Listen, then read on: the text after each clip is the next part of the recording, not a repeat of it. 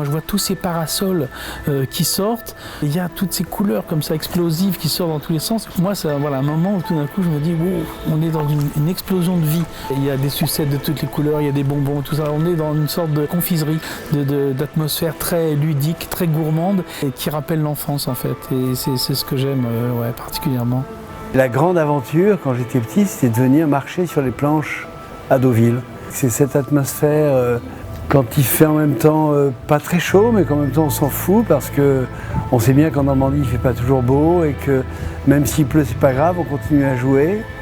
Il y avait quelque chose de mystérieux, je me disais que j'allais rencontrer sans doute plein de gens extraordinaires et voir des choses que je ne verrais nulle part ailleurs. L'événement de mes 20 ans, c'était dire avec des copains, on va aller marcher sur cette fameuse plage que je ne connaissais pas. Et j'étais très fier de pouvoir fouler une plage célèbre, pour 1000 raisons. J'étais pas sûr de rencontrer des vedettes à l'époque derrière chaque grain de sable, mais bon, j'étais content de faire ça. Pour moi, c'était très chic. Et pourtant, je ne faisais que marcher pieds nus sur du sable. Voilà.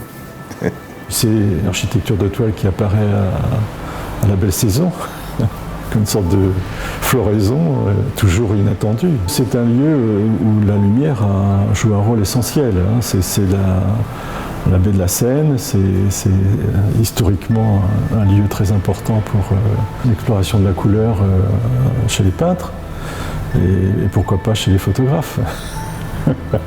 Les époques changent, les manières de vivre sur la plage sont quasiment bouleversées, mais ce parasol garde, avec ses couleurs, qui ne passent jamais son intemporalité parfaite.